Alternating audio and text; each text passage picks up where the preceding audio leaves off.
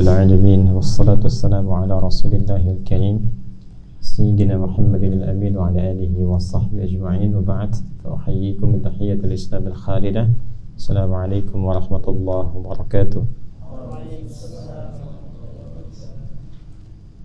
يسرنا في هذا اللقاء المبارك بأن نتوجه مرة أخرى الحمد لله شكر لله والحمد لله الذي أنعمنا بنعمة المكوث في هذا المسجد المبارك لأجل الاعتكاف. أسأل الله سبحانه وتعالى أن يتقبل منا حسن الأعمال من الصلوات والركوع والسجود والصيام وبإذن الله تعالى إن شاء الله ويتمم تقصيرنا. Baik, jadi teman-teman yang tergabung juga barangkali ya dengan kita saat ini, ada satu rahasia besar di dalam Al-Quran terkait dengan percepatan pendapatan pengetahuan, yang pengetahuan ini akan banyak mengantarkan kepada maslahat dunia dan akhirat. Ya, maslahat dunia tuh sederhananya begini: ilmu semakin tinggi, maka status dunia semakin meningkat kan. Makanya kata Al-Imam Syafi'i rahimahullah, man arada dunya fa'alaihi bil ilmi. Coba sekarang ilmu diukur pakai gelar ya. S1 dengan S2. Penghormatannya beda tidak? Beda. Kalau kerja gajinya beda tidak? Beda standar. Dengan S3 lebih tinggi lagi beda kan? Nah, cukup sampai S3, nggak bisa S4 kerupuk 2 misalnya. Nah, jadi semakin meningkat ilmunya, gelarnya semakin tinggi kalau diukur pakai gelar ya. Karena nanti ada ilmu-ilmu yang memang dihormati dengan ilmunya, bukan dengan gelarnya. Ada orang-orang yang mungkin gelarnya tidak seperti dimiliki oleh banyak yang lain. Ya, tidak bermaksud untuk mengurangi kehormatan pada yang mempunyai gelar. Tapi ketika ilmunya bertambah dan keilmuan itu benar dimiliki, penghormatan bisa lebih tinggi dibandingkan dengan yang memiliki apa? Gelar. Jadi patokannya tetap di ilmunya, bukan di gelarnya. Ya, gelar itu menunjukkan orang pernah sekolah. Jelas ya? Nah, tapi belum tentu juga kapasitas sekolahnya bisa mendapatkan ilmu yang bisa diraih kalau tidak serius mencarinya. Maka standar keilmuan itu tetap jadi standar yang utama, bukan dengan gelarnya. Kalau gelar mungkin penghormatan dunianya, ya, untuk cara pandang seseorang. Tapi ketika dia melihat dan mengakui keilmuan itu lebih tinggi, maka dia bisa melampaui gelar-gelar. Ya, dan sifatnya abadi. Coba lihat para Imam Syafi'i, Imam Ahmad bin Hanbal, Imam Malik sebelumnya, Imam Abu Hanifah, dan dengan yang lain-lainnya. Sampai sekarang dikenal kan? Ilmunya sampai dipelajari, walaupun belum pernah dapat gelar-gelar sarjana seperti sekarang. Ya. Pernah dengar Imam Syafi'i dapat profesor kehormatan misalnya? Doktor honoris causa? Tidak kan? Tapi ilmunya melampaui semua gelar kan? Nah, itulah ilmu. Jadi kalau ingin mendapatkan dunia, ya, bekalnya apa? Ilmu. Akhirat juga pakai ilmu. Karena akhirat itu kan kuncinya iman. Iman itu penguatnya ilmu. Gak punya ilmu bisa salah imannya. Tauhid aja pakai ilmu. Ya, Quran surah 47 ayat 19, fa'lam annahu la ilaha illallah. Kalau tauhidnya pengen kuat, la ilaha illallah pakai ilmu. Gak pakai ilmu nanti dikasih sarung pindah keyakinan. Dikasih sembako pindah nanti. Sekarang dikasih kalimat gak dikasih apa-apa, dikasih kalimat bisa pindah. Aku mencintaimu. Kalau mau nikah sama aku pindah agama, pindah, ada yang begitu. Berarti ilmunya lemah. Nah, makanya Quran menegaskan fa'lam, mesti punya ilmu. Dengan ilmu itu semakin kuat. Karena itu iman di Quran bersanding dengan ilmu. Ketika diangkat iman dan ilmu, tidak iman berdiri sendiri. Yarfa'illahu alladhina amanu minkum walladhina utul ilma darajat. Keimanan yang disertai dengan ilmu diangkatnya lebih tinggi dibandingkan dengan iman biasa. Iman biasa tuh kuat, pengen ibadah, pengen sholat. Tapi karena ilmunya kosong, sholat isya jadi 8 rakaat. Karena pengen terus ditambah. Ilmunya kosong, bahaya juga. Ya? Nah, jadi orang-orang yang belajar untuk meningkatkan keimanannya mesti disertai dengan apa? ilmu. Karena itu Imam Al-Bukhari menjadikan kitabul ilmi setelah kitabul iman. Kitab Bad'ul Wahyi, kitabul iman, kitabul ilmi. Itu nyambung semua tuh sampai nanti topik ke-97. Ya, jadi kitab keduanya kitabul iman, kitab ketiganya kitabul ilmi. Jadi untuk akhirat pun harus pakai ilmu. Wa man arada al-akhirata fa 'alaihi bil ilmi wa man aradahuma fa 'alaihi bil ilmi. Siapa yang ingin keduanya, dunia akhirat, ada ilmunya juga. Jangan dikira salat tidak ada ilmunya, ada ilmunya. Zakat ada ilmunya. Haji umrah ada ilmunya. Kalau nggak ada ilmunya putar-putar aja tuh nanti tuh. Pakai handphone live begini. Nah, karena kurang ilmu. Gitu. Akhirnya sudah berangkat, uang banyak keluar, ibadah nggak dapat hasilnya. Ya kan? Kan lupa beberapa bagian tidak terpenuhi, sayang, kasihan. Ramadan tanpa ilmu nggak termanfaatkan.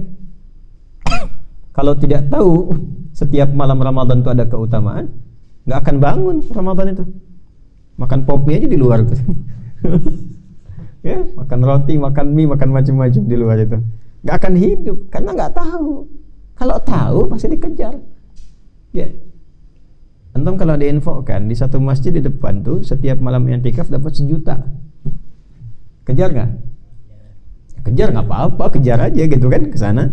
Karena tahu info. Kalau nggak tahu nggak dapat kan. Tapi kalau diberikan setiap malam ada peluang diampuni dosa. Dengan satu amalan dikejar nggak? Masa? Huh? Kalau belum tahu ilmu nggak akan dikejar. Orang bisa memilih ngambil sembako dibandingkan dengan ampunan. Ampunan bisa besok lagi katanya, tapi besok belum tentu makan. Nah, yang begitu jawabannya tuh. Ya. Huh? Ya. Nah, jadi saya ingin sampaikan bahwa ilmu itu penting, baik untuk urusan dunia pun untuk urusan apa? Akhirat, atau untuk keduanya. Nah, sekarang bagaimana mendapatkan percepatan ilmu yang membawa pada maslahat? Karena ada ilmu yang tidak membawa pada maslahat, tapi mengarahkan pada mafsadat. Nah, itu ilmu yang tidak berkah begitu. Jangan dipikir pencuri itu nggak punya ilmu. Justru dengan ilmunya semakin banyak mencuri. Kalau ilmunya nggak banyak, yang dicuri kecil-kecil. Tapi kalau ilmunya banyak, yang dicuri banyak. Dan kreativitasnya makin banyak. Nanti besok tolong apel diantarkan ya. Apel tuh. Padahal isinya hasil korupsi gitu kan. Kodenya banyak. Kijang satu sudah merapat, ayam di mana? Ya kan? Karena dia merasa ada ilmunya, maka dia merekayasa. Semakin tinggi ilmunya, semakin banyak ngambilnya. Nah, itulah ilmu yang tidak berkah. Jadi cara mencarinya pun dalam Islam diatur. Bagaimana mencarinya? Bagaimana kita bisa merasakan ilmu bermanfaat? Bagaimana ukuran ilmu yang bermanfaat? Bagaimana percepatannya? Di Islam tuh komplit babnya. Makanya kalau sudah jadi muslim yang benar, jadi penuntut ilmu, ilmunya benar, pasti semakin baik. Tidak ada orang muslim yang pintar itu merusak, tuh nggak ada. Silahkan dicek dalam perjalanan sejarah. Sejak awal risalah Islam diturunkan, merubah dari yang gelap menuju terang, minal zulumati dan nur. Dari orang paling kotor jadi orang paling bersih. Perjalanan sejarah begitu. Jadi kalau ada orang mengaku muslim, dia belajar ilmunya banyak, tapi juga merusak, berarti ada yang salah dengan cara belajarnya. Sekarang, bagaimana cara belajar yang benar, mendapatkan percepatan, dan juga mendapatkan keberkahan dari ilmunya. Nah, maka, tadi kita sampaikan, ada di Quran, surah kedua Al-Baqarah, di ayat 151. Itu intinya. Ya, dan itu jawaban dari Allah Subhanahu wa Ta'ala atas doanya dua nabi mulia, yaitu Nabi Ibrahim dan Nabi Ismail alaihi wassalam, ketika berdoa di samping Ka'bah khusus untuk Nabi Muhammad sallallahu alaihi wasallam. Doa Nabi Ibrahimnya dan Nabi Ismail ada di ayat 129 di surah Al-Baqarah. Minta 4 keutamaan. Rabbana wab'ats fihim rasulan minhum yatlu 'alaihim ayatika. 1. Wa yu'allimuhumul kitab. 2. Wal hikmah. 3. Wa yuzakkihim. 4. Sudah? Innaka antal azizul hakim. 4 permintaan. Ya Allah, mohon diutus nanti seorang rasul dari kalangan penduduk yang tumbuh dekat Ka'bah ini. Dan tidak ada satupun nabi yang lahir dekat Ka'bah kecuali siapa? Nabi Muhammad SAW. Nabi Ismail lahirnya bukan di situ. Nabi Ismail lahirnya di mana? Di wilayah Palestina. Ya, tumbuh kemudian sampai beliau berdakwah sampai wafatnya di Makkah Al-Mukarramah. Ya, dekat Ka'bah meninggalnya. Tapi lahirnya bukan di situ. Satu-satunya nabi rasul yang mulia yang lahirnya di tempat dekat tempat yang paling mulia, Nabi Muhammad SAW. Lahirnya dekat Ka'bah kan. Tahu ya Maulid Nabi, nanti yang belum umrah insyaallah disegerakan. Nah, itu lahirnya dekat situ. Nah, itu faidah doanya Nabi Ibrahim dan Nabi Ismail. Karena ini nabi yang paling mulia, lahirnya pun dekat tempat yang paling mulia. Dan tadi saya sampaikan bahwa semua nabi itu bisa menjalankan, memulai risalahnya sebagai nabi setelah mereka berkomitmen untuk menguatkan risalah Nabi Muhammad SAW. Di satu-satunya nabi yang sebelum lahirnya sudah dikomitmenkan oleh semua nabi dan rasul yang bertugas di bumi sebelum memulai tugasnya, itu hanya Nabi Muhammad SAW. Itu ada di surah Ali Imran tadi kan, ayat 81. Wa idza akhadallahu mitsaqan nabiyyina lama ataitukum min kitabin wa hikmatin thumma ja'akum rasulun musaddiqun lima ma'akum la tu'minunna bihi wa la tansurunna qala aqrartum wa akhadhtum 'ala dhalikum isri qalu aqrarna qala fashhadu wa ana ma'akum minasy syahidin. Dan ingatlah, pelajari, pahami ketika Allah mengambil komitmen. Mitsaq itu perjanjian besar, komitmen mengikat, itu mitsaq namanya. Makanya pernikahan disebut mitsaqan ghalidha. Sesuatu yang sangat mengikat, kuat. Ya, yang kalau diingkari konsekuensinya tinggi. Yang diambil perjanjian siapa? Semua nabi. Ingat, ada nabiyin, ada anbiya, itu beda. Kalau anbiya, beberapa nabi, jamaknya jamak qillah. Ada jamak qillah, ada jamaknya kathrah. Biasanya kalau kathrah pakai mudzakkar salim. Kalau perempuan muannas salim. Tapi kalau dia sedikit qillah, enggak semua, pakai jamaknya qillah. Nah, nabi itu mufrad, jamaknya dua, jamak qillah anbiya, jamak kathrahnya nabiyyin. Ada surah Al-Anbiya, surah 21. Apa semua nabi ada di situ? Tidak, beberapa nabi. Tapi kalau kita sebut semua nabi, nabiyyin. Ada orang yang dimuliakan oleh Allah tinggal di surga sekomplek dengan semua nabi. Surat apa itu? An-Nisa ayat 69. Wa may yuti'illaha war rasul fa ulaika ma'al ladzina an'ama Allahu 'alaihim minan nabiyyin. Bukan anbiya, minan nabiyyin was-siddiqin wasyuhada'i was-salihin wa hasuna ulaika rafiqa. Teman terbaik, jelas. Tetangga terbaik, teman terbaik. Di surga di mana? Ya, alhamdulillah. Tangganya siapa? Nabi Ibrahim. Ya, samping kirinya Nabi Yusuf, belakangnya Nabi Musa, kanannya Nabi Muhammad SAW. Masya Allah. Sekomplek dengan para nabi semua. Itu nabiyin namanya. Nah, semua nabi yang bertugas di bumi itu tidak akan disahkan risalah kenabiannya kecuali setelah mengambil komitmen bersyahadat di hadapan Allah. Untuk apa? Menguatkan risalah nabi yang akan datang kemudian, yaitu Nabi Muhammad SAW. Jadi kalau bersamaan dengan waktu mereka, mesti mereka tunduk pada ketentuan Nabi, karena Nabi penyempurna. Makanya Musa pun kata Nabi Muhammad SAW, kalau Musa laukana Musa hayyan, kalaupun masih hidup pasti ikut Nabi Muhammad. Jadi pengikut. Nah itu sebelum dilahirkan sudah dikuatkan risalahnya. Nah, jadi mereka berkomitmen. Qala, ya Allah menyampaikan kepada mereka, apakah kalian berkomitmen untuk mengambil persaksian ini, kan? Dan menguatkannya karena Allah, karena aku isri itu berat sekali di sini. Akhadtum di ujungnya ala dzalikum isri gitu. Ya, apakah kalian siap menjadikan itu sebagai komitmen yang mengikat? Qalu aqrarna, kami menetapkan. Qala fashhadu ana ma'akum syahid. Jadi syahadat. Di semua nabi bersyahadat itu. Ya, di hadapan Allah Subhanahu wa taala. Nabi Muhammad. Nabi Muhammad itu istimewa sallallahu. Ini berbahagialah ketika kita dikehendaki oleh Allah menjadi umatnya siapa? Rasulullah sallallahu alaihi wasallam. Itu anugerah, itu taufik. Ya, jadi jangan kembali membayangkan umat-umat masa lalu. Nabi Yusuf tuh ganteng. tapi gantengnya hanya sepersekian Nabi Muhammad SAW. Nabi Muhammad itu lebih daripada itu cahayanya. Jadi semua kekuatan para nabi itu terkumpul nanti di keutamaan mukjizat Nabi Muhammad SAW. Nabi Musa tangannya pernah bercahaya mengeluarkan sesuatu kan? Nabi Muhammad juga demikian, keluar cahaya, keluar air. Ya. Nabi Sulaiman bicara dengan apa? Binatang. Nabi Muhammad jangankan binatang, dengan pohon bicara. Ya. Coba lihat tuh. Nabi Isa mukjizatnya berdialog kan? Yang di alam kubur dengan izin Allah dihidupkan dulu kan? Dihidupkan, baru kemudian berdialog. Nabi Muhammad gak usah hidup, dalam kubur udah tahu ditanya. Kenapa disiksa? Ini kan yang ini. Dia tahu sendiri, itu mukjizatnya.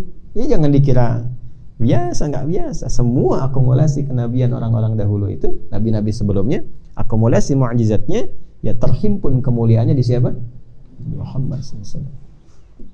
Jelas ya? Nah, jadi banggalah sebagai umatnya Rasulullah SAW. Nah, diantara keutamaannya apa? Nabi Musa tadi saya katakan, beliau saat akan berdakwah kepada Fir'aun kan berdoa kan? Rabbi syrahli sadri wa yassir li amri. Berdoa dikabulkan oleh Allah. Karena Nabi Muhammad gak minta, langsung diberi. Nabi Musa minta, dikabulkan. Rabbi syrahli sadri. Nabi Muhammad gak minta turun ayat. Alam nashrah laka sadra. Lihat siap ayatnya. Lihat lafadznya.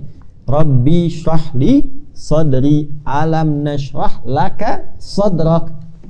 Itu kalau belajar balaghah itu tinggi sekali. Nabi Musa minta wa yassir li amri. Nabi Muhammad gak minta wa nuyassiruka lil yusra. Ya. Nah, tadi Nabi Ibrahim, Nabi Ismail alaihissalam berdoa minta berapa tadi?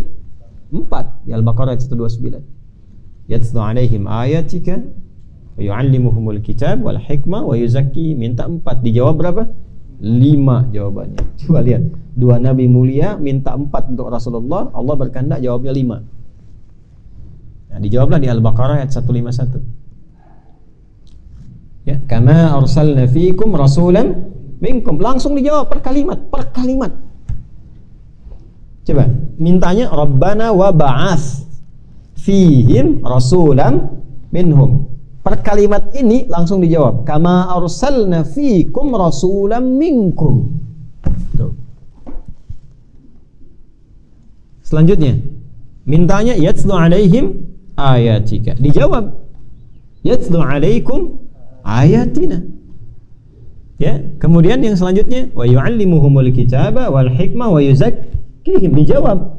Wa yuzakkikum wa yu'allimukumul kitaba wal hikmah. 4 ini dijawab. Tapi Allah berkehendak tambah 1 lagi. Wa yu'allimukum ma lam takunu ta'lamun. Jadi minta berapa? 4. Dijawab berapa? 5. Tapi yang paling menarik adalah sebelum sampai jawaban pada pengetahuan dirubah urutannya. Coba ini permintaan ini ya. Ini doanya Nabi Ibrahim alaihissalam dan Nabi Ismail alaihissalam. Adanya di Quran surah kedua Al-Baqarah ayat 129. Minta berapa tadi? 4. 1 tilawah ayat. Yatlu alaihim ayatika. Jadi menyampaikan wahyu dan memahamkan kepada umat. Jelas ya? Menyampaikan dan memahamkan, menjelaskan maknanya. Misal turun ayat misalnya tentang puasa. Wa kulu washrabu hatta yatabayyana lakumul khaytul abyadu minal khaytil aswadi minal fajr. Surat apa itu? Al-Baqarah ayat berapa? 187. Silahkan makan dan minum sampai tampak benang putih yang sudah mengalahkan benang hitam. Yang hitamnya sudah gak kelihatan, yang putih yang kelihatan. Ada sahabat dulu yang belum paham. Karena belum paham, dia nyimpan benang 2 di bawah bantal. Benang hitam, benang putih. Ujungnya tebak-tebakan. Mana yang dilihat duluan? Kalau hitam masih makan. Kalau putih jangan makan. Maka ketika dilaporkan pada Nabi, Nabi tertawa. Ya. Tertawanya tertawa Di sini canda, tertawa rahmat, bukan melecehkan, bukan merendahkan. Ya, di sini tertawa rahmat, ingin memberikan pengajaran. Jadi ada jenis-jenis tawa yang menghargai. Tertawa bersama orang tertawa, masa orang bercanda kita diam sedih? Kan? Ini untuk menghormati orang yang bercanda, tertawa, tapi canda yang bagaimana? Ya, kalau canda yang menghilangkan akal, canda yang merendahkan iman, nah itu ditinggalkan. Jelas ya? Ya, min husnil islamil mar'u tarkuhu ma la yani. Tanda kebaikan Islamnya seseorang itu yang enggak penting dia tinggalkan. Balik sini. Maka Nabi jelaskan, bukan itu maksudnya. Maksud benang putih di situ cahaya fajar karena sudah membelah kegelapan malam. Nah, itu tilawah namanya. Setiap ada ayat diterangkan. Jelas? Ada ayat tentang sholat, wa aqimus sholat, terangkan ayat. Nah, yang kedua diajarkan wa yu'allimuhumul kitab. Jadi ini ayat itu gambaran wahyu. Nah, jadi tidaklah kita beraktivitas kecuali bersandar pada petunjuk dari Allah. Petunjuk itu turun lewat wahyu. Wahyunya disebut dengan apa? Ayat, sebagai tanda bahwa ayat itu tanda yang mendekatkan kepada Allah, bahwa ini dari Allah. Jelas ya? Makanya dalam bahasa Arab disebut ayat itu tanda yang mendekatkan kepada Allah. Beda dengan alamat. Kalau alamat tanda yang mendekatkan pada tujuan. Wisam, wasmah, tanda yang mengkhususkan pada zat sesuatu. Ya, jadi kalau kamu pengen kasih tanda, Anda pengen berikan tanda ini kambing saya, itu kambing dia, diberikan tanda. Itu dalam bahasa Arab disebut wasmah. Ya, jelas ya? Baik. Kalau tanda yang mendekatkan pada tujuan disebut apa? Alamat. Sudah jadi bahasa Indonesia. Di mana alamatnya si fulan? Ya kan? Nah, tahu alamatnya semakin dekat ke tujuan. Tapi untuk mendekat kepada Allah, tandanya disebut ayat. Karena itu semua tanda yang mendekatkan pada Allah disebut ayat. Mu'jizat itu ayat, min ayatil anbiya. Wahyu Al-Quran isinya disebut semua ayat. Ya, Al-Fatihah berapa ayat? 7. Al-Baqarah 286 ayat. Ali Imran berapa? 200 ayat. Jadi semua disebut ayat. Nah, ayat ini bukan sekedar wahyu, tapi petunjuk berkehidupan. Peran Nabi, tugas Nabi menjelaskan. Setelah itu mengajarkan, wa yu'allimuhumul kitab. Mengajarkan, ta'lim. Contoh turun ayat wa aqimus shalah. Tunaikan salat. Al-Baqarah ayat 43. Ya kalau cuma disampaikan, tunaikan sholat ya, tapi nggak diajarkan caranya, bisa nggak sholat? Nggak bisa. Maka Nabi terangkan. Nah, keterangan Nabi itu menjadi pedoman bagi kita dan jalan kita mengikutinya. Jalan kita untuk mengikuti satu kebiasaan disebut sunnah namanya. Di penjelasan Nabinya hadis, kalau jadi satu ketentuan yang diikuti, jalan yang diikuti disebut sunnah. Karena itu kumpulan ayatnya disebut Quran ketika dibacakan, kumpulan ajarannya disebut apa? Sunnah. Di sini ada Al-Quran dan Sunnah. Ini Quran, Al-Quran. Sini ada apa? Sunnah. Jadi ini bukan semboyan, ingat ya. Tapi manhaj. Manhaj. Likulli ja'alna minkum syir'atan wa manhaj. Surat apa itu? Al-Maidah ayat berapa? 48. Ya. Nah, jadi ada manhaj. Tapi ini bukan syiar satu kelompok atau klaim, bukan. Semua orang Islam itu mesti ikut ini, dan cara memahaminya diukur, ada sanad namanya. Ada ulama yang mengajarkan, tidak bisa sendiri-sendiri. Ya, bagaimana cara salat yang benar? Mesti diajarkan, terurut caranya. Makanya semua orang Islam salatnya sama. Tidak ada yang beda. Nah, kalau beda sendiri bisa menyimpang. Dan takbir sampai salam. Kan rukunya ke depan semua kan? Nggak ada yang kebalik ke belakang kan? Begitu kebalik pada lari orang kan? Nah ini, jadi semuanya ada sanadnya, tidak bisa. Dan nanti di situ kita akan belajar apa yang dimaksud manhaj, apa yang dimaksud madhab dan sebagainya. Nah, ini tugasnya mengajar. Kemudian wal hikmah, menyampaikan maknanya, esensinya. Kenapa sholat? Apa hikmahnya sholat? Sehingga kita bisa merasakan manfaat sholat. Tak ada satupun ibadah yang tak ada manfaat.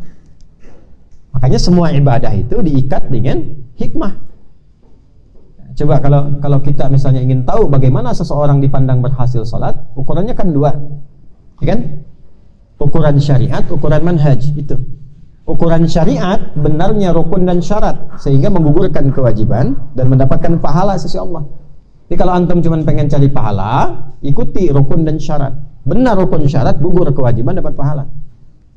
Tapi kalau ingin salatnya menjadi manhaj, berpengaruh pada hidup kita, ada pesan hikmah yang kita bawa merubah diri kita sehingga dapat faidah tanha 'anil fahsya'i wal munkar, maka ini hikmah yang kedua, pahami maknanya. Karena itu setiap gerakan dan bacaan salat ada maknanya. Ya, jangan dikira cuma gerakan begitu saja, tidak. Kenapa takbir begini? Kenapa rukuk begitu? Kenapa sujud 7 anggota dari tubuh kita mesti menempel dan seterusnya? Itu ada maknanya semuanya, ada artinya. Nah, kalau diajarkan itu dapat hikmah. Nah, semua ibadah itu ada hikmahnya. Tak ada ibadah yang tak ada hikmah. Ya, karena ayatnya mengikat. Nah, kalau sudah paham ini sampai 3, pasti akan berdampak pada jiwa, berdampak pada perilaku. Makanya orang-orang jahiliyah masuk Islam, belajar sholat jadi baik semua. Dari jahiliyah jadi khairum ummah. Orang kayanya paling pelit, sepelit-pelitnya. Ya, cap jahe, merege, hese, pedit, hese, macam-macam lah. Gitu. Tapi setelah masuk Islam jadi orang paling dermawan. Gitu. Keluar semua sifat baiknya. Kenapa? Karena ketika dia menunaikan ibadah berdampak kepada jiwanya, berdampak pada perilakunya. Maka ukuran yang keempat ada tazkiyatun nafas wa yuzakki, tazkiyah, menyucikan jiwa. Suci jiwa, bening hati. Ya. Jadi nggak perlu pakai janji jiwa, udah suci sendiri. Hah? Paham ya? Baik.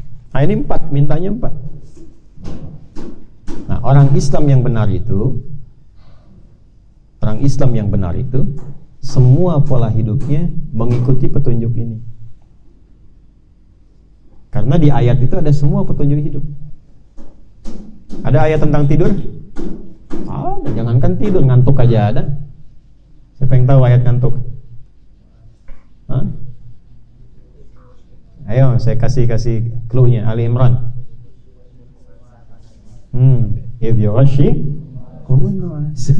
tuh, ada. Ayat tidur ada? Ada. Allah menjaga kita saat tidur. Allah nggak ngantuk, Allah nggak tidur. Allahu la ilaha illa huwal hayyul la ta'khudhuhu sinatun wa la. Ada ayat bimbingan bangun tidur? Ada. Antum diam karena belum tahu. Tapi Nabi baca setiap bangun tidur. Ali Imran dari ayat 190 sampai 200 itu.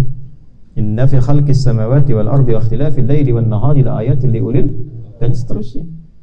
Sampai ayat 200. Ya. Ya, itu dibacanya bangun tidur. Ada di Abu Daud nomor hadis 1367 dari Ibnu Abbas radhiyallahu taala. Kana an-nabiy sallallahu alaihi wasallam idza istayqadha min nawmihi fajalasa wa masakha bi yadihi min athari nawmihi faqara'a khawatim Ali Imran. Ada semuanya. Nanti diajarkan lewat hadis. Makanya ada hadis-hadis yang mengajarkan cara bangun tidur. Ada nggak bangun tidur diajarkan caranya? Ada. Ada doanya nggak? Ada. Pakaian ada doanya.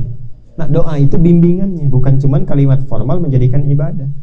Kita di Islam itu nyaris semua kegiatan itu ada bimbingan. Ini menunjukkan kebenaran agama ini. Dan bukan rekayasa. Dari mana seorang Rasulullah SAW, Muhammad SAW, yang lahir di tempat tertentu, nggak pernah belajar baca, nggak pernah sekolah, nggak pernah nulis, kok bisa menyampaikan semua ini? Makanya beliau itu dibuat ummi oleh Allah Subhanahu wa Ta'ala supaya sempurna risalah wahyunya disampaikan. Nggak ada yang bisa klaim, wah ini mah rekayasa Muhammad, rekayasa bagaimana? Sekolah nggak pernah bisa, nggak pernah sekolah, nggak pernah belajar, nggak pernah menulis, nggak pernah baca, nggak pernah menyampaikan syair, tahu syair maksudnya, dalam arti menghafal syair, nggak pernah. Jelas ya? Jadi semuanya sempurna. Dan namanya pun sempurna. Namanya sempurna. Siapa namanya? Muhammad. Itu yang pilihkan Allah. Yang pilihkan Allah. Sehingga tidak bisa disoal. Ya, Abu Jahal sebenci-bencinya dengan Nabi Muhammad, tetap manggilnya apa? Muhammad. Apa artinya Muhammad? Yang terpuji. Ya, coba lihat. Jadi musuhnya pun kalau mau mencela itu susah. Karena yang terpuji. Di mana sih yang terpuji itu? Bayang nggak? Jadi nggak punya celah. Oleh Allah dimuliakan dari namanya, nggak punya celah. Makanya Abu Jahal nggak mau manggil Muhammad. Ya, di mana orang itu katanya? Ya orang-orang pada bingung, masyarakat, orang siapa katanya? Ya terpaksa nyebut lagi Muhammad. Ya, coba itu, semuanya melekat, semua baik. Nah, karena itu ketika dijawab oleh Allah, Rasul mulia ini sallallahu alaihi wasallam, ketika dijawab, jawabnya 5. Mintanya 4, 1, 2, 3, 4, jawabannya 5. Jawabannya ada di Quran surah kedua ayat 151. Kama arsalna fikum. Setiap lafadznya dibalas. Yang ini Rabbana wab'ats fihim rasulan minhum, dijawab di sini kama arsalna fikum rasulan minkum. Sama dijawab persis setiap lafadznya. Ya. 1, yatlu alaikum ayatina, masih sama tilawah. Karena ini sumber ilmu, sumber pedoman hidup,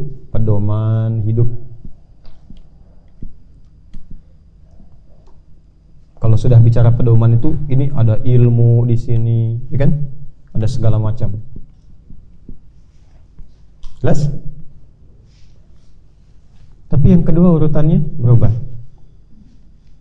Ini tilawah, ta'lim, hikmah, tazkiyah. Yang ini yatlu alaikum ayatina wa yuzakkikum, langsung tazkiyah. Nomor 2. Baru nyambung lagi 3. Wa yu'allimukumul kitab, ta'lim wal hikmah. Tuh. Jadi nomor 4 pindah ke nomor 2 jawabannya. Selanjutnya berurut lagi. Yang terakhir, yang kelima bonusnya, wa yu'allimukum ma lam takunu ta'lamun, dan mengajarkan setiap pengetahuan baru. Ada yang bentuknya langsung, ada yang bentuknya isyarat. Contoh yang langsung, Romawi akan perang dengan Persia, Romawi akan kalah. Turun surat Ar-Rum, dibimbing oleh Allah. Alif Lam Mim. Ghulibatil Rum. Ya kan?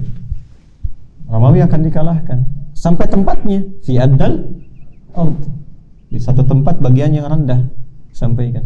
Tapi setelah itu akan menang lagi. Fi bidna sinin wa hum min ba'di ghalabihim sayaghlibun, akan menang lagi. Itu terjadi betul. Itu pengetahuan baru. Ya.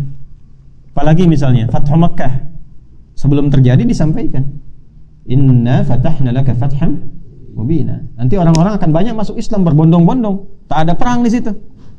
Ya ada, berbondong-bondong. Maka turun An-Nasr. Idza jaa nasrullah wa ra'aitanna sayadkhuluna fi dinillahi fajr. Itu pengetahuan baru. Wa yu'allimukum ma lam takunu ta'lamun. Ada yang sifatnya isyarat.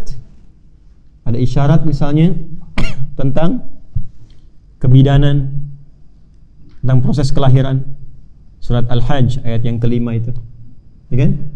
Kemudian ada isyarat tentang ASI, pentingnya ASI, Al-Baqarah 233. Ada isyarat tentang teknologi misalnya, ya ada yang prototipe pesawat terbang yang dilihat dari sayap burung yang di surat Al-Mulk itu, ya.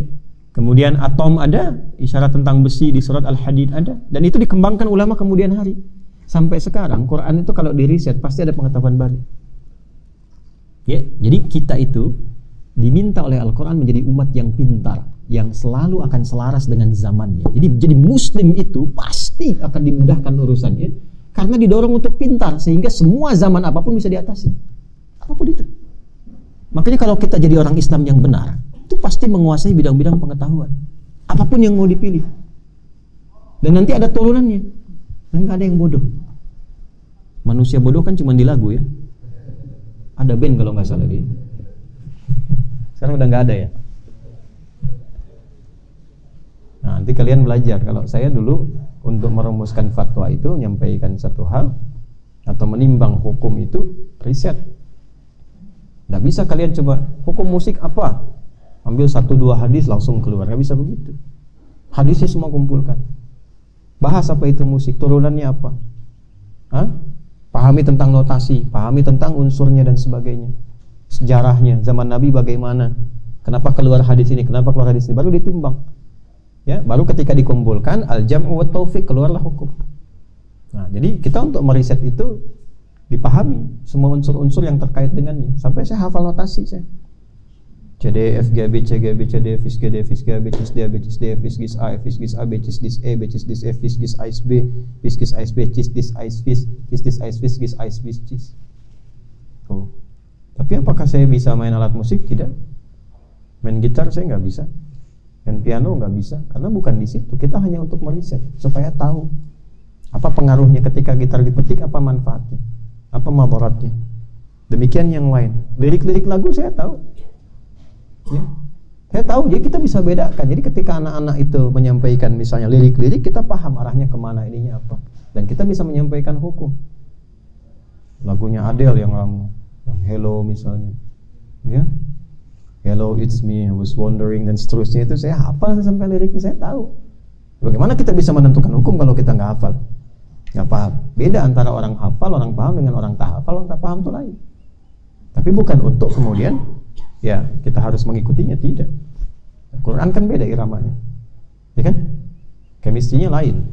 Nah, tapi kita harus bisa objektif dalam menilai hukum. Jelas ya? Nanti bisa belajar sampai sejarah. Sampai do re mi fa sol la si do itu dari mana sejarahnya? Dal ro mim fa sod lam sin dal. Dari Persia, dari khazanah keislaman. Dapatnya inspirasi dari mana? Dari Dari mana? Dari Arud.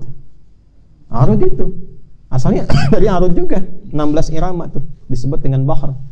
Tawilun lahudunal bukhuri fadailu fa'ulun mafa'ilun fa'ulun mafa'ilu kifa min dhikra habibin kifa nabki min dhikra habibin wa manzili bisaqti liwa baina dakhuli fahawmali rajas mustaf'ilun mustaf'ilun mustaf'ilun mustaf'ilun mustaf'ilun mustaf'ilun. Itu 16 rumusan. Nanti dikembangkan saat dibawa ke dalam masa Islam menjadi nazam. Nazamnya jadi manfaat. Dibawa ke bahasa jadi alfiyah. Kalamuna lafdhun mufilun kastaqim wasmun wa fi'lun thumma harfunil kalim wahiduhu kalimatun wal qawlu am wa kalimatun biha kalamin qad yu'am. Itu rumusnya rajaz muzdawaj. Dibawa ke alfiyahnya misalnya As-Suyuti jadi alfiyah hadis. Dibawa ke Syatibiyah, nazam Syatibiyah. Itu jangan dikira itu nazamnya nazam mutun itu pakai nazam. Rumusannya apa? Bahar. Gitu. Jelas ya? Nah, jadi kalau kita bawa itu untuk nilai-nilai keislaman misalnya, dijadikan sebuah irama untuk ngajarin anak-anak, ya, nanti hukumnya berbeda. Ya. Rukun Islam ada 5. 1, 2, 3, 4, 5 dan seterusnya. Nah, ini balik sini. Dah. Jadi 1 apa? Dakwah. 2 apa? Tazkiyah. 3 ta'lim. 4 5 nah ini. Nah, sekarang ini pertanyaannya. Kenapa yang ini jadi nomor 2? Tazkiyah. Nah, ini rahasianya. Di sini kita akan berhenti. Sudah? Karena semua ilmu pedoman kehidupan itu sumbernya, pemilik utamanya siapa? Allah. Karena itu Allah disebut dengan Al-Alim, Al-Qadir, yang maha segalanya. Sedangkan semua sifat yang melekat pada Allah sempurna kebaikan. Innallaha thayyibun la yaqbalu illa thayyiban. Dan semua sifatnya cahaya kebaikan. Karena semua bersumber dari Allah, maka Allah tidak akan menurunkan keberkahan pada satu ilmu kecuali pada keadaan yang baik juga. Allahnya maha baik, maka turunnya pun akan ke tempat yang baik. Ya, Allahu nurus samawati wal ardh. Allahu nurun 'alan. Karena Allah itu sifatnya cahaya pemberi segala kemuliaan, ya kan? Maka cahaya-cahaya Allah itu tidak akan diturunkan kepada keadaan-keadaan yang kotor. Untuk mempercepat ilmu itu didapatkan, maka syarat yang pertama tazkiyatun nafas, sucikan dulu jiwanya. Nah, ini rahasia yang pertama. Karena itu orang-orang yang bersih hatinya itu lebih cepat menerima ilmu. Orang-orang yang bersih hatinya, suci jiwanya, lebih cepat menerima ilmu. Karena Allah langsung yang mempercepat penanaman ilmu.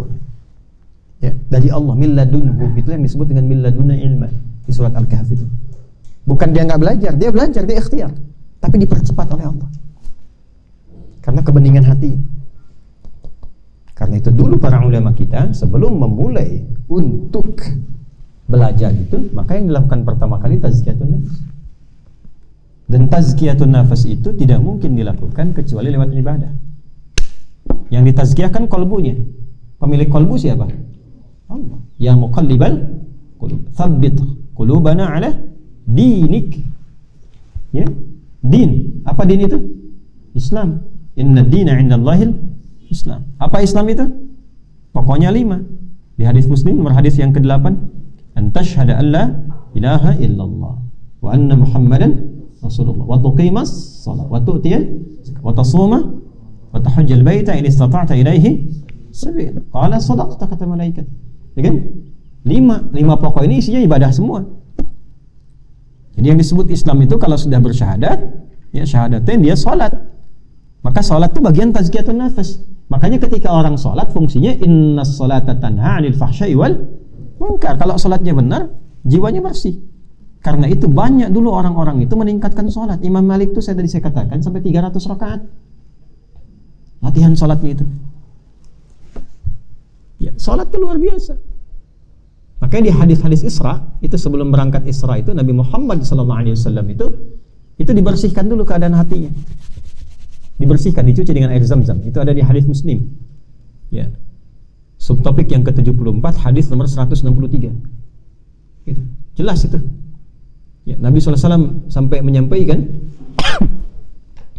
ya, furija saqfu baiti bi Makkah. Ya, fa faraja Jibril alaihi salam. Ditembus atap rumahku di Mekah itu tiba-tiba keluarlah Jibril alaihi salam.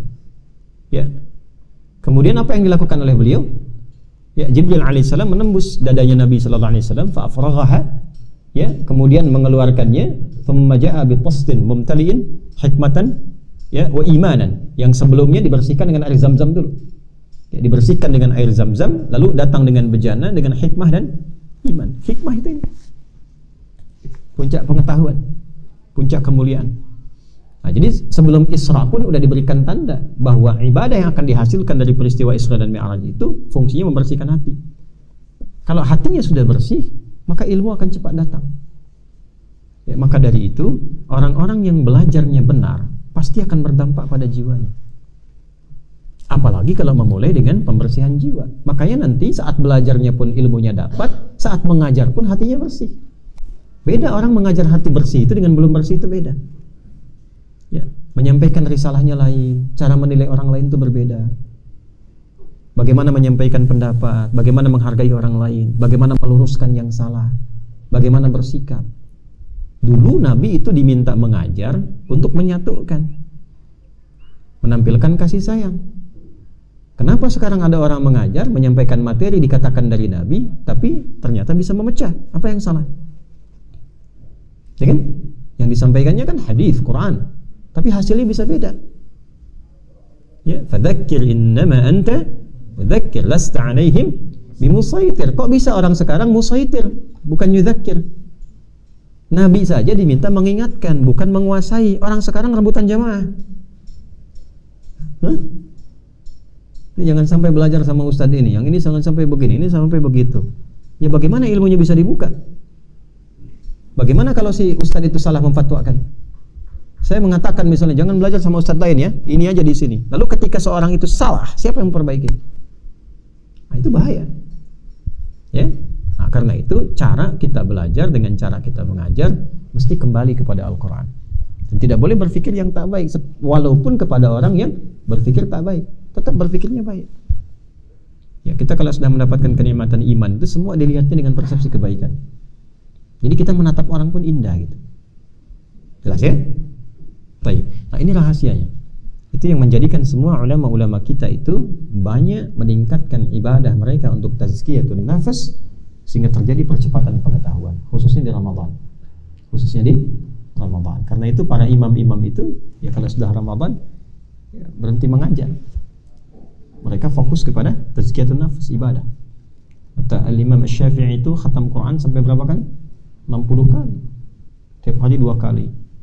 Kan? Imam Abu Hanifah itu bisa tidak batal wudu selama 40 tahun dari Isya sampai subuh. Ya. Nah, itu kurang lebih gambarannya ya. Nah, karena itu banyak ulama kalau mereka mau berfatwa atau menulis tuh banyak salat dulu. Imam Al-Bukhari itu menulis Sahih Al-Bukhari 16 tahun. Setiap mau menulis satu hadis salat.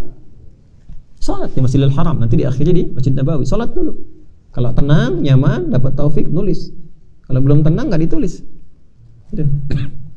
Dan manhajnya semua sama. Jadi ketika diakumulasikan semua bentuk ibadah itu untuk tazkiyatun nafas, maka nilainya disebut takwa namanya. Takwa.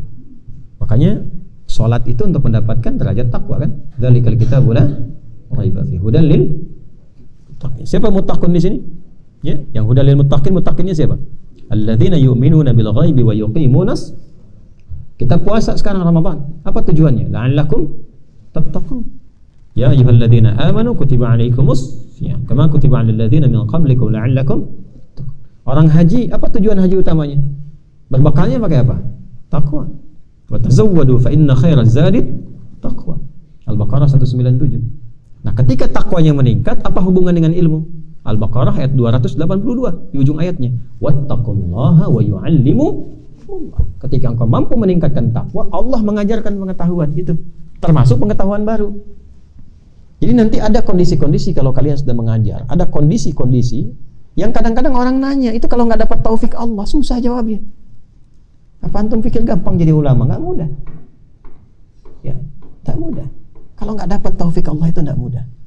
Dari mulai belajar, dari cepat merumuskan sesuatu, ya itu kalau nggak dapat taufik Allah nggak mudah.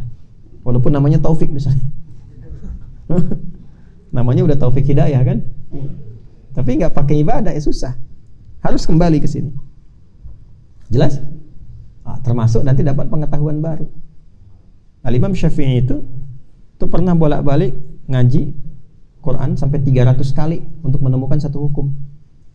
Baca terus 300 kali untuk menemukan satu hukum. Dan jangan lupa, beliau bukan cuma ahli fikih, tapi juga seorang ahli bidang kedokteran. Punya diwan juga, ahli bahasa juga. Punya diwan, Imam Syafi'i punya diwan. Imam Ahmad bisa hafal 1 juta hadis, bagaimana itu? Dengan sanadnya, bukan hanya matannya, 1 juta. Ya. Imam Abu Hanifah akalnya luar biasa, tajam sekali. Ya, karena hadis kan nggak banyak sampai ke wilayah Irak pada masa itu. Tapi Allah berikan taufik lewat akalnya, sehingga muncul analogi-analogi yang sangat kuat. Ya kan? Imam Malik di Madinah dengan hadisnya kekuatannya. Demikian semua saling melengkapi. Nah, itu kita bisa mendapatkan pengetahuan baru, ya, jawaban-jawaban dari apa-apa yang mungkin masyarakat konsultasikan. Kan ini masalah banyak ini.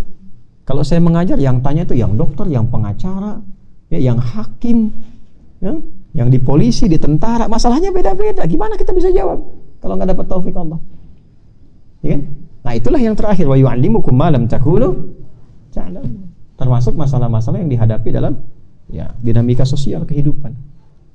Nah, jadi tugas sekarang itu apapun profesinya, bukan hanya penuntut ilmu yang mau jadi ulama, bukan hanya itu.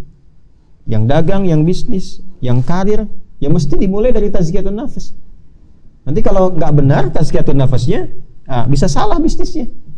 Dilarang riba malah riba, dilarang nyogok malah nyogok, dilarang korupsi malah korupsi. Ayatnya jelas kan, ngaji, khatam lagi berapa Ramadan itu, ya kan?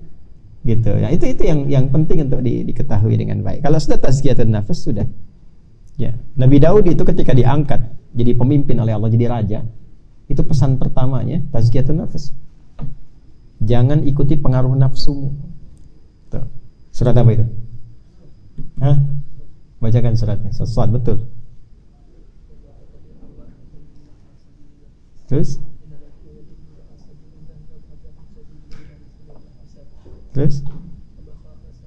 Aina Daud huna? Ayat Daud. Inna ja'alnaka khalifatan fil ard. Terus. Fahkum bainan nasi bil haq. Daud, saya angkat, saya tetapkan kau jadi raja. Ngatur di bumi, fil ard, ngatur dunia, ngatur bumi, raja. Dan Nabi Muhammad melewati itu nanti, lebih hebat daripada itu. Nanti Daud dilewati oleh Sulaiman anaknya. Ya kan? Tapi Nabi Muhammad melewati semuanya. Tapi kata Allah, nanti setelah kamu jadi raja, jadi pemimpin, silahkan memimpin dengan benar. Al-haq. Apa itu al-haq? Kebenaran yang bersumber dari Allah. Makanya kata hak itu melekatnya pada Allah. Al-haqqu mir rabbika fala takunanna minal. Ada sidqun, ada haqqun, itu beda. Kalau sidqun berarti ikhtiar, bisa belajar, tapi hakun tidak. Kalau nggak dekat sama Allah, susah dapat bimbingan. Hak itu nyerobik dari Allah, mutlak benarnya. Jadi kalau seorang pemimpin nggak dekat dengan Allah, kemungkinan keputusannya tidak akan bisa berkeadilan yang menyeluruh. Gimana? Yang tahu hamba kan Allah. Kalau dekat dengan Allah dibimbing, begini berbuat, begini bertindak. Makanya abadi, namanya abadi sampai sekarang kan. Orang-orang hebat tuh. Umar bin Abdul Aziz itu bukan nabi, bukan rasul, bukan sahabat, tapi abadi sampai sekarang karena memimpin dengan apa? Hak. Jelas ya? Nah, teruskan.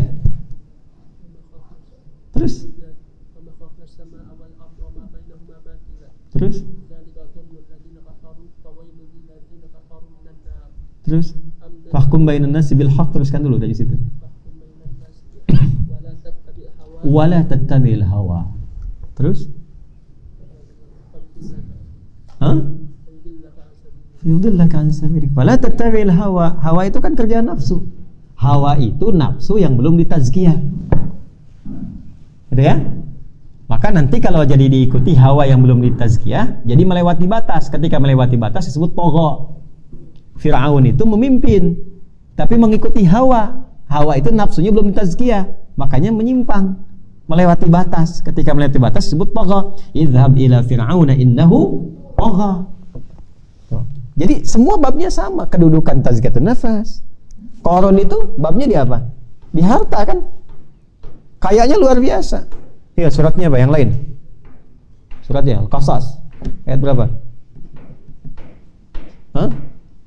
Inna Qaruna kana min qaumi Musa fabagha. Teruskan. Wa atainahu minal kunuzi ma inna ma fatihahu la tanu'u bil kunci-kuncinya aja dipikul. Jadi Qarun itu kemana-mana bawa bodyguard sampingnya. Bodyguardnya itu unik. Itu puluhan bodyguardnya, itu banyak belakang. Cuman bawa kunci hartanya aja begini. Ya, itu flexing yang ini, yang sesungguhnya itu. Jadi bukan tipu-tipu itu. Ya, dia bener kaya. Jadi kemana-mana itu cuman buat ria aja. Ini saya nih, yang mau nyuri aja. Mereka aja berat angkat kuncinya, gitulah kira-kira. Ya, yang mau nyuri aja tuh. Ya, mereka aja berat angkat kuncinya. Yang lain kagum. Wow, gimana ya kayak Qarun dan sebagainya. Tapi Quran membantah itu, diluruskan. Kenapa? Karena kekayaannya tidak diolah dengan manajemen nafsu yang benar, tidak tazkiyah nafsunya, sehingga orang yang nafsunya tidak dibenarkan terlebih dahulu, yang kotor hatinya, dititipkan sebanyak apapun kekayaan, pertama tidak akan pernah merasa cukup, dan kedua kekayaan itu hanya akan digunakan pada tindakan-tindakan yang tidak benar. Jadi kuncinya tazkiyah. Ya, jadi kalau orang nggak benar, bisnisnya pun pasti nggak benar, pasti nggak benar. Hatinya kotor, bisnisnya pasti kotor. Dan itu pasti akan berpengaruh pada perilaku. Silahkan dicek deh. Kalau hatinya nggak bersih, bisnis nggak bersih, perilakunya pasti nggak bersih. Tempat mainnya pasti ke tempat-tempat yang kotor. Pergaulannya kotor, kata-katanya kotor. Perbuatannya seperti itu, gaulnya demikian. Dan bahayanya kalau menganggap itu biasa. Gitu ya? Nah, itu yang berbahaya, itu yang patut diselamatkan, harus didoakan, dibimbing dengan baik. Karena yang kaya yang bersih pun banyak. Dan itu yang harus diviralkan, yang jadi teladan. Tazkiyah bab. Jadi apapun kuncinya tazkiyah. Dan wahyu itu akan turun, ayat itu akan meresap pada jiwa yang bersih. Jiwa yang bening, jiwa yang tenang, melahirkan aktivitas yang cemerlang. Nah, demikianlah. Demikian pula apalagi pengajar. Kalau pengajarnya itu hatinya nggak bersih, itu paling bahaya. Karena yang mengajar itu menggerakkan orang untuk melakukan sesuatu. Apalagi mengajar agama, kalau hatinya nggak bersih, orang bisa rusak. Dan rusaknya sampai ke jiwanya. Ya, sampai ke jiwa aja, ingat loh. Karena agama itu kaitan dengan roh, membimbing roh. Kalau rohnya sudah salah menggerakkan, bahaya. Itu yang keras, yang tembak orang, bunuh orang, bom orang dan sebagainya, dengan cara-cara yang tidak benar. Yang tersentuh apa? Jiwanya kan, tapi dengan doktrin yang salah. Dan itu pasti nafsu. Kalau udah nafsu dunia itu. Ya, silahkan urut tuh yang ngasih doktrin begitu itu pasti bukan ustadz, bukan pengajar, bukan. Pasti ujungnya dunia itu. Pasti dunia. Pasti itu. Kalau bukan masalah-masalah ekonomi, ujungnya adalah masalah-masalah politik. Silahkan urutkan. Ya. Apa dipikir yang bikin ISIS itu para ulama? Bukan. Gak ada ulama bikin begitu. Ya, silahkan cek. Kalau kalian belajar politik global itu, ya, kita akan lihat yang bikin siapa, kepentingannya apa, arahnya apa. Karena nggak mungkin hati yang bening itu merusak, itu nggak mungkin. Makanya jauh-jauh dari yang begitu ya. Kalau ada kajian-kajian yang menjurus seperti itu, langsung tinggalkan. Ya, karena nggak berkesesuaian dengan konsep yang benar. Jelas ya? Nah, jadi secara intinya, jadikan i'tikaf itu untuk membersihkan hati kita, membeningkan jiwa kita sehingga mudah menerima pengetahuan dan taufik dari Allah Subhanahu wa ta'ala. Jadi kalau jadi pengajar dibimbing oleh Allah, jadi hamba dibimbing oleh Allah, jadi pebisnis dibimbing, jadi karir dibimbing, jadi pemimpin pun dibimbing. Dan kalau sudah seperti itu, maka setiap tempat yang dipijak jadi baik dan Allah ridha, dan potensi orang jadi baik semua. Ya, minim berdosa. Itu yang disebut baldatun thayyibatun wa rabbun ghafur. Tempatnya baik, kemudian nikmat, Allah ridha, dan ghafur itu artinya mengampuni. Jadi potensi ya kriminalitasnya rendah. Kalau sudah seperti itu, ya tinggal ibadah. Karena konsepnya kalau sudah tenang, ekonominya mantap, ya, hukumnya tenang, nyaman, maka ibadah. Falyabudu rabb hadzal bait alladzi at'amahum min ju', ekonomi, wa amanahum min khauf, keamanan. Jadi kalau sudah tenang, nyaman, makan cukup, enak, tingkatkan ibadah, lebih berkah. Jelas ya? Baik, naktafi bihadza, kita cukupkan sampai di sini. Mudah-mudahan Allah merahmati kita dan menerima amal ibadah kita. Nasallahu subhanahu wa ta'ala an yataqabbala minna min husni ibadatina wa yaj'al kulla amalina khalisah lillahi ta'ala, wa nasallahu subhanahu wa ta'ala an yuwasila kulla a'malina min ajli al-husul ala syafa'ati Rasulillah sallallahu alaihi wasallam wa ja'alana min ummati nabiyina Muhammad sallallahu alaihi wasallam wa muhibbihi wa muti'ihi min ajli ta'atillah subhanahu wa ta'ala wa rasulih. Allahumma taqabbal minna innaka antas sami'ul alim wa tub 'alaina innaka antat tawwabur rahim. Wa sallallahu ala sayyidina Muhammad wa ala alihi wa sahbihi ajma'in, wa akhiru da'wana subhanakallahumma wa bihamdika asyhadu an la ilaha illa anta nastaghfiruka wa natubu ilaik. Walhamdulillahi rabbil alamin. Assalamu alaikum warahmatullahi wabarakatuh.